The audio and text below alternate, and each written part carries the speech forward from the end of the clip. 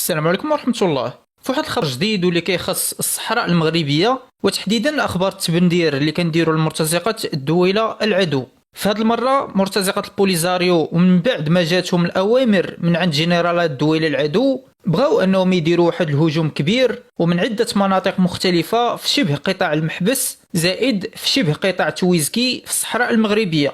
والهدف أن المرتزقة يتوغلوا عدة أمتار في المنطقة العازلة ثم يطلقوا صواريخ جراد الإيرانية ومن بعدها ينسحبوا بكل سرعة باتجاه الجزائر. وفي هذه العملية الفاشلة فالمرتزقة جاو من الحدود ديال الدويلة العدو ثم دخلوا لعدة أمتار كيف قلنا في المنطقة العازلة في شبه قطاع تويزكي والمحبس، والهدف أنهم يطلقوا صواريخ جراد الإيرانية على الجدار الرملي. والمرتزقة وكيف ديما فهم كيتوغلوا غير شوية في المناطق العازلة باش يتسماو أنهم استهدفوا المغرب من داخل المنطقة العازلة وماشي من الجزائر، حيث إذا مشاو حتى طلقوا شي قذائف أو صواريخ من داخل الأراضي ديال الدويلة العدو فهاد الشيء غادي يعني حاجة وحدة وهو إعلان حرب مباشر من طرف الدويلة العدو على المغرب.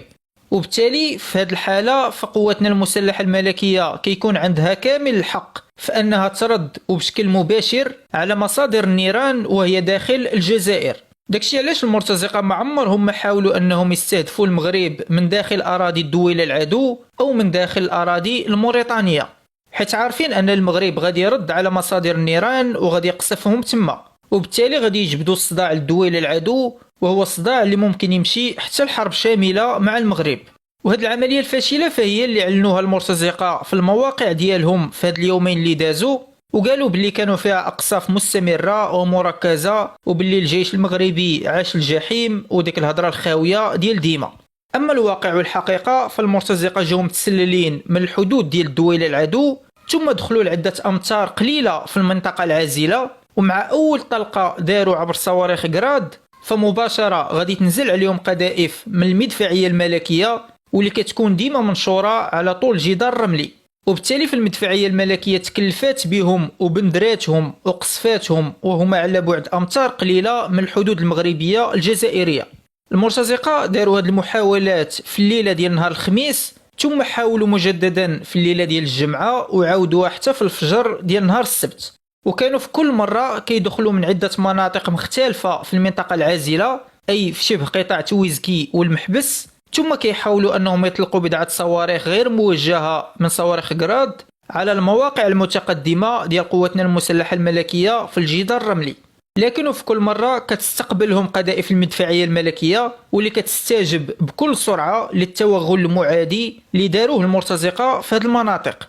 الاستجابة ديال المدفعية الملكية كتكون أسرع وعلى الفور وكتقدر أنها تقصف عدة مواقع مختلفة واللي كيكونوا فيها المرتزقة. وهنا كنهضروا على المدفع من نوع M109A5 تحديدا واللي هو من عيار 155 ملم وكيقدر يضرب الأهداف على بعد 40 كيلومتر. أما علاش ما قصفناش المرتزقة بالدرون فنقدر نقول أن حيث المنطقة اللي جاو لها المرتزقة وتحديدا في شبه قطاع تويزكي والمحبس فهي مناطق اللي تقريبا ملاصقة مع الحدود ديال الدويلة العدو، أي قريبة بزاف للجدار الرملي والقوات المغربية اللي كتراقب المنطقة زائد المدفعية الملكية. يعني الدرون المسلح فاحنا ما محتاجينوش أنه يدير دوريات جوية مستمرة في هذه المناطق حيث الفيران ديال المرتزقة ما عندهمش فين يتخباو في هذه المنطقة، عكس مثلا المناطق العازلة الشاسعة اللي كاينة مع موريتانيا واللي فيها كنصيدوا بوزبال اللي كيدخل باش يقرب للجدار الرملي. أما المناطق اللي على الحدود مع الدول العدو فاحنا كنصيدوا فيها المرتزقة أغلب الوقت إما بالمدفعية أو بالصواريخ المضادة للدروع أو كنخرجوا قوات اللي كيتكلفوا بالمرتزقة.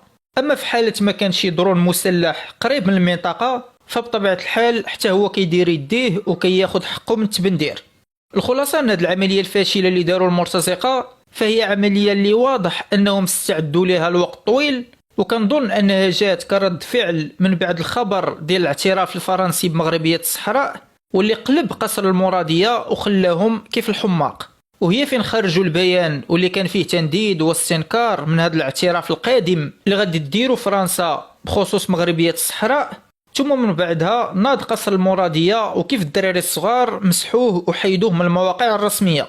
حتى لهنا غادي يكون الفيديو سالا، نتلاقوا ان شاء الله في شي تبندير يكون مليح. مع السلامة.